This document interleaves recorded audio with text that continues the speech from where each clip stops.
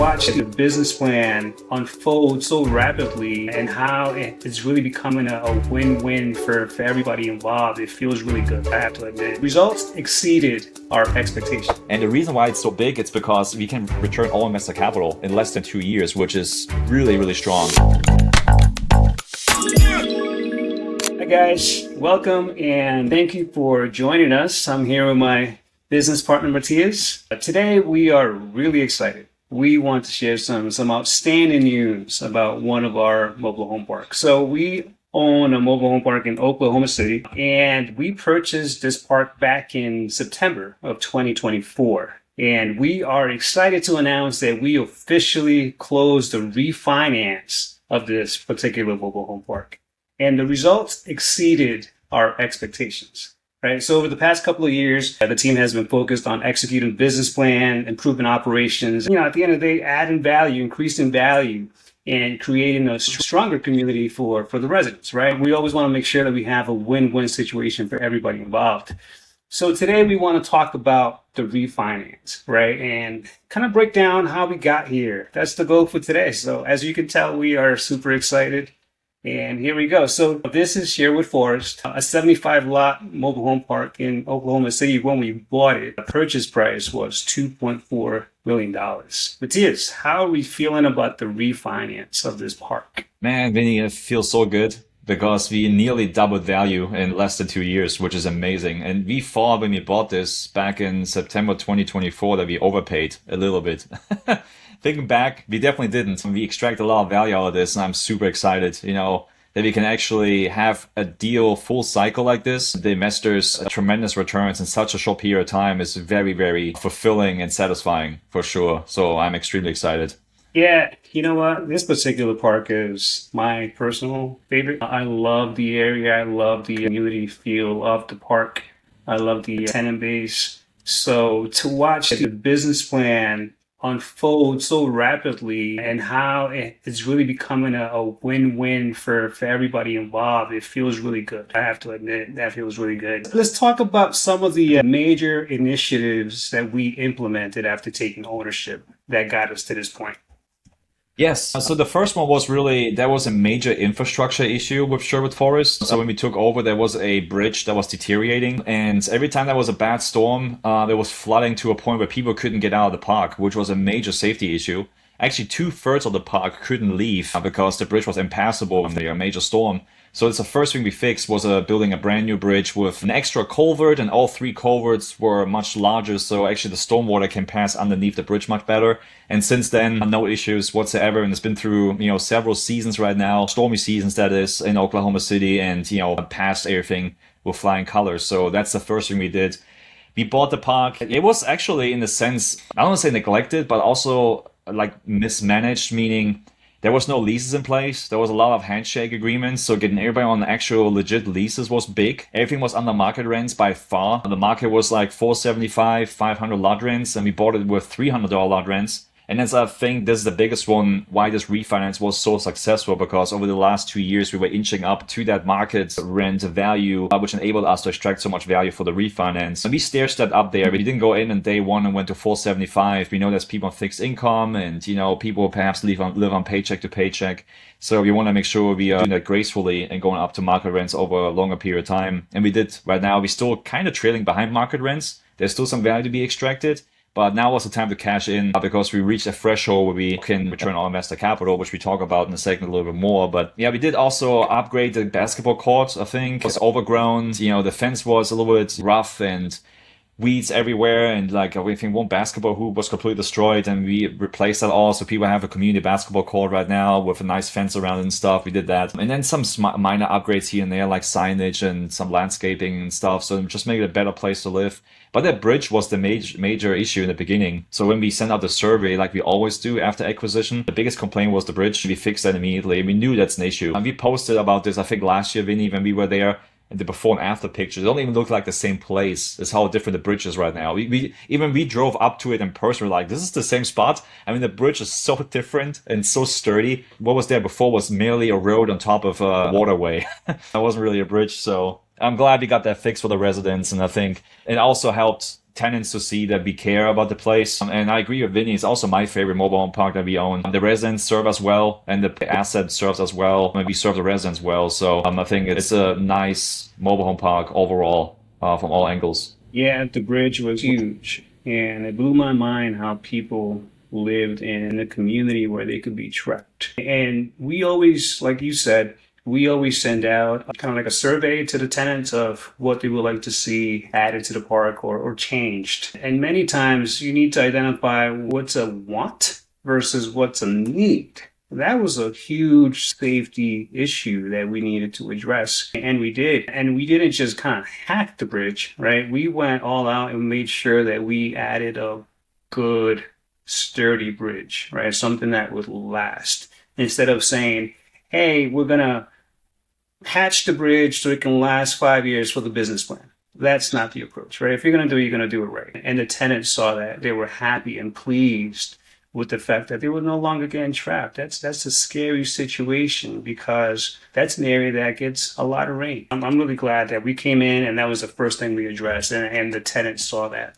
So some of the viewers may be newer to real estate. So can you explain what a refinance is? More importantly, why is this such an important milestone for us? Yes. So basically refinance, you're just putting a new loan over the property again and eliminating the old loan. In that case, the loan amount is going to be much higher than the previous mortgage you had on the property, which sounds wrong. But the reason why we do it this way is in the meantime, with commercial assets, how they're valued based on net operating income. And as we increase in the net operating income, the value increases. And banks usually lend between like 65 to 80% of loan to value. So the loan has like a certain range, putting, the loan on the property. So if you increase in the value, you can get a higher loan on it. And if you go in and, for example, on this deal, we had, a certain amount of investor capital, invested into the deal, which included all the CapEx work for the bridge, the down payment, closing costs, etc. If you reach a certain net operating income and a certain capitalization rate or cap rate in the area, we can kind of predict and calculate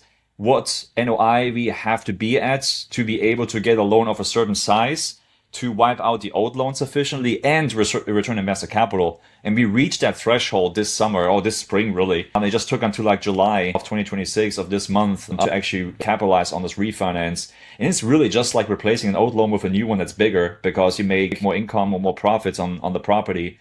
And the reason why it's so big, it's because we can return all investor capital in less than 2 years, which is really, really strong. I talked to the loan broker, shout out to from Princeton Capital. They facilitated this, CMBS refinance with us.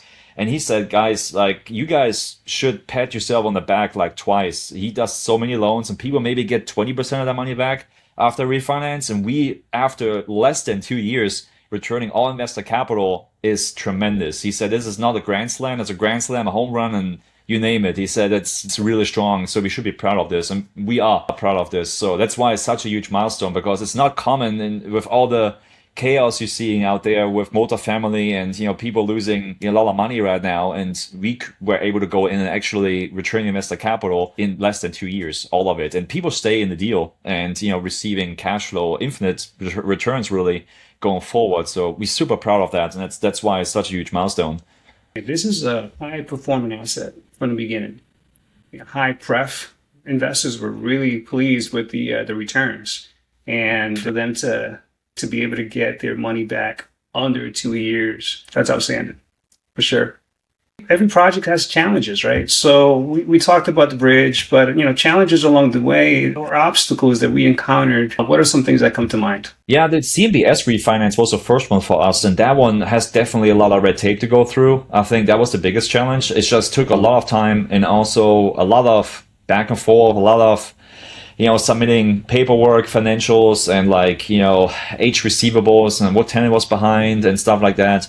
And, just for the listeners that don't know what a CMBS loan is, which is completely fine because I didn't know what it was a couple years ago either. It's a commercial mortgage-backed security. So basically our loan will be bundled up with a bunch of other CMBS loans and then will be sold as like a gigantic pool of commercial mortgages to like a hedge fund institution investor. They pay hundreds of millions or even $1 billion or more on these things, and they want to know exactly what's in there, and it has to be very, very stable. So it's kind of also a testament to the Sherwood Forest as an asset that it qualified for CMBS because they only allow stable assets that are performing really well into that tranche. So based on the requirements there, because the hedge funds and the institutional investors and stuff like that, they are very conservative. They have a lot of capital to be placed. And getting into that means, a lot of paperwork and a lot of back and forth. So it's very strict. I mean, you jumping on conference calls, they're not going to have a conversation with you unless their attorney and your attorney is on the call. That's how strict it is. Because anything that is said or being said could kill the deal. They were like, oh, this is too hard for us, we're out. It's definitely not for the faint of heart. So we had one call where our counsel wasn't there. They were refusing to talk to us because our attorney was not showing up on time that one time because they had something going on. It happened once, and it's interesting how this works. Totally new to us. But anyway, we made it through and we got it closed, which is amazing. But next time we know what to expect with CMBS, when you know what to expect, I think next time will be a lot less bumpy, obviously. And then we close it all matters. The results came in as we wanted and we're proud of it. It was not straightforward, but it feels good when you're on the other side of it. And just so you guys know, we did record a webinar specifically about the CMBS process and from our experience and what we were going through. So I'm sure you can find it in the older webinars. So Matthias, hey, we're celebrating. Big accomplishment, big milestone. Okay, what's next for Sherwood Forest? Yes. So with the refinance proceeds, we will return our investor capital, and then we have some capital left for making more improvements. So the original business plan basically is done. The plan was to do all of what we just did in less than 2 years, in 5 years, and we got it done. So what we're doing right now is just extending or enhancing the business plan. And we're gonna basically implement a new playground for the children in Sherwood Forest, which the residents are very excited about. So selected a playground or like a play set we want to place out there and put a fence around it for safety and stuff, and place it next to a basketball court. So we have a nice common area which we just keep expanding on. There have been a few spots in the park we identified which has is overgrown, but it has infrastructure there, like old power setup and old septic setups. So we want to enhance the unit count even further. So when we bought this in September 2024, we had 75 units and now we have 77. So the plan is to add a couple more units here in the next couple of years as well and use some of that capital. And the reason for that is based on what I mentioned earlier, is as you increase the net operating income, the value goes up. So if you refinance again in 5 years, put another loan on it that's even bigger than the current one, whatever is left over can be distributed either to the park again or to the investors or both, and make it grow over time. So, but at that point, it would just be infinite returns for our investors, obviously, because they get their money back now in the next week or so from this refinance proceeds. So I think I got everything covered. There might be some other small ancillary stuff that we're gonna implement as well, but those are the major upgrades. I think there were some road repairs we're gonna do with the proceeds as well. The roads generally are fine, but you have like certain areas where the road and the edge kind of like breaks off. There's a pothole there, and you're gonna fix that up and stuff you can do with these proceeds. But it's just basically just maintaining Sherwood Forest and make it an even better place to live going forward. That's what our plan is with this, which will make the asset grow and sets the stage for the next refinance. As you guys can tell, it's all about adding value, and we don't stop.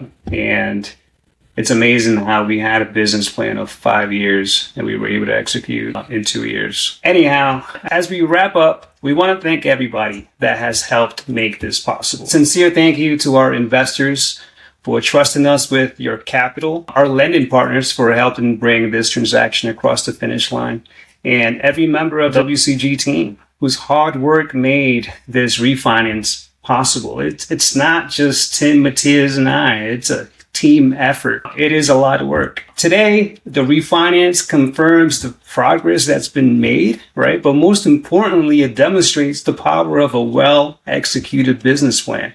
We had a business plan of 5 years and we were able to execute in 2 years. It says a lot. And if you are one of our investors that invested in Sherwood Forest, I have a feeling you're going to really like what comes next. So stay put for a little bit. With that said, we just wanted to stop by, share our joy with you guys. This is a good moment. It's a huge milestone, not only for Sherwood Forest, but for WCG Investments as a whole. So thank you for joining us, and we'll see you on the next webinar. Bye. Thank you.